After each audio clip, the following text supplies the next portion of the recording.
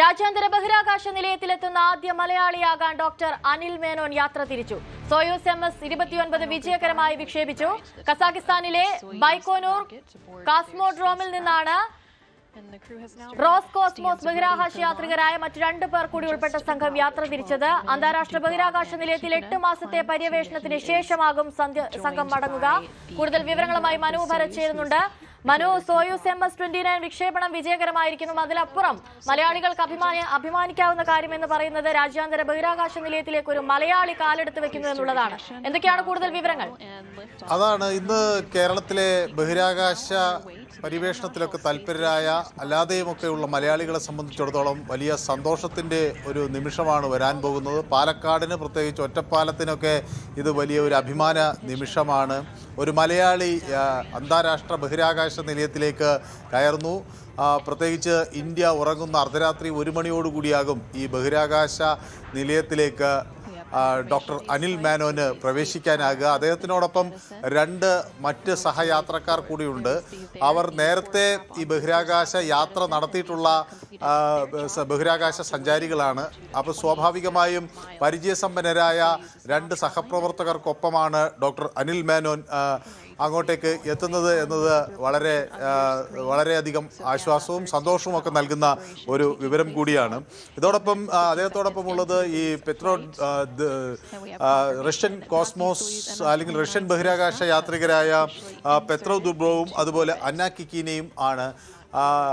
ഇവർ നേരത്തെ ഞാൻ സൂചിപ്പിച്ചതുപോലെ മുൻപ് ബഹിരാകാശ നിലയത്തിൽ കൂടുതൽ കാലങ്ങൾ അവിടെ തങ്ങിയിട്ടൊക്കെ ഉള്ള ആളുകളാണ്. സ്വാഭാവികമായും അത് ഒരു മുതൽക്കൂട്ടാകും എന്നാണ് കരുതുന്നത്.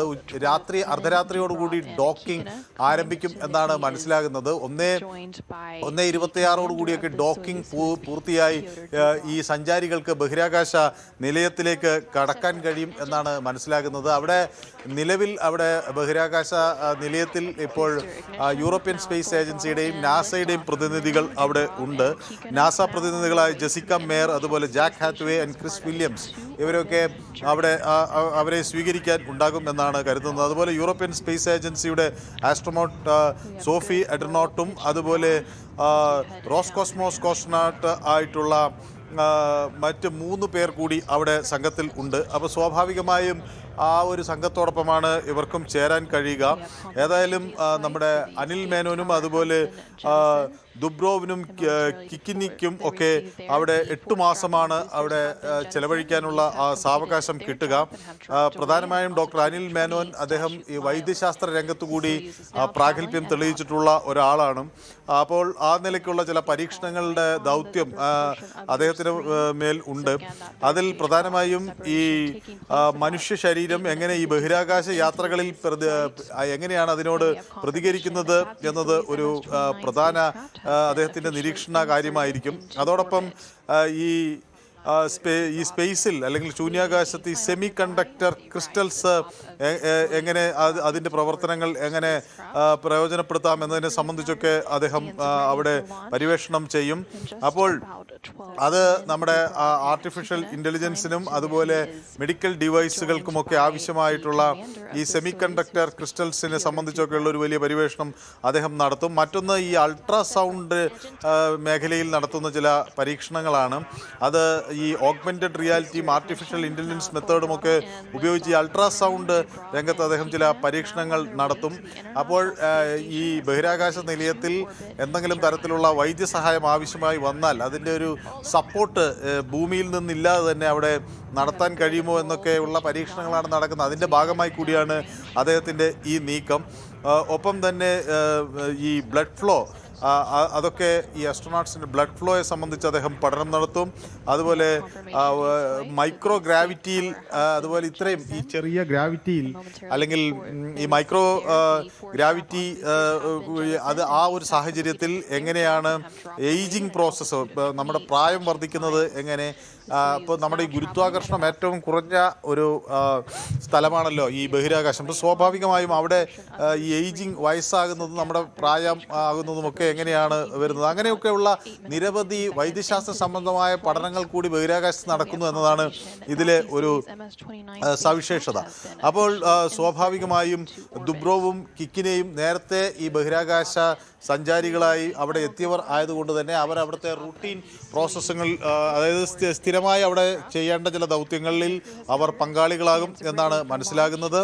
അപ്പോൾ 8:17 കൂടിയാണ് ബൈക്കനൂർ കോസ്മോഡ്രോമിൽ നിന്ന്, കസാക്കിസ്ഥാനിലെ ബൈക്കനൂർ കോസ്മോഡ്രോമിൽ നിന്ന് ഈ സംഘം യാത്ര തിരിച്ചത്.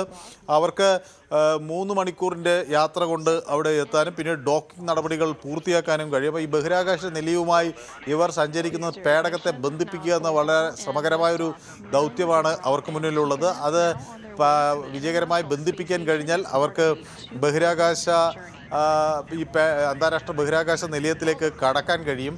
മലയാളികളെ സംബന്ധിച്ചിടത്തോളം പ്രശാന്ത് ബാലകൃഷ്ണൻ ഇന്ത്യൻ എയർഫോഴ്സിൻ്റെ ഭാഗമായ പ്രശാന്ത് ബാലകൃഷ്ണൻ ഇപ്പോൾ ഗഗൻ യാത്രയ്ക്ക് തയ്യാറെടുക്കുകയാണ്. അപ്പോൾ ഒരു ഗഗൻ യാത്രികൻ എന്ന നിലയിൽ മലയാളിയുടെ സാന്നിധ്യം അവിടെ വരുന്നു. അതിന് തൊട്ടുപുറകിലാണ് ഒറ്റപ്പാലം തൻ്റെ കുടുംബ വേരുകൾ ഉള്ള ഡോക്ടർ അനിൽ മേനോനും അങ്ങോട്ടേക്ക് യാത്രയാകുന്നു എന്ന് പറയുമ്പോൾ അത് മലയാളികളെയൊക്കെ സംബന്ധിച്ചിടത്തോളം, ബഹിരാകാശ രംഗത്ത് താല്പര്യമുള്ളവരെ സംബന്ധിച്ചിടത്തോളം അത് വലിയ സന്തോഷം നൽകുന്ന ഒരു വാർത്ത തന്നെയാണ്. ശരി, സോയൂസ് MS-29 വിക്ഷേപം വിജയകരമായി പൂർത്തിയായിരിക്കുന്നു. അതിലേറെ മലയാളികൾക്ക് അഭിമാനിക്കാവുന്ന കാര്യം എന്ന് പറയുന്നത് ആദ്യ മലയാളിയായി രാജ്യാന്തര ബഹിരാകാശ നിലയത്തിൽ എത്തുന്ന ആദ്യ മലയാളിയായി ഡോക്ടർ അനിൽ മേനോൻ മാറിയിരിക്കുന്നു എന്നുള്ളതാണ്. ആ വിക്ഷേപണത്തിന്റെ ദൃശ്യങ്ങളിലേക്ക് കൂടി നമുക്ക് പോകാം. The Soyuz MS-29 spacecraft has been officially inserted into orbit. Cosmonaut Pyotr Dubrov again waving a final goodbye as they ride to the top of the Soyuz rocket to board their spacecraft.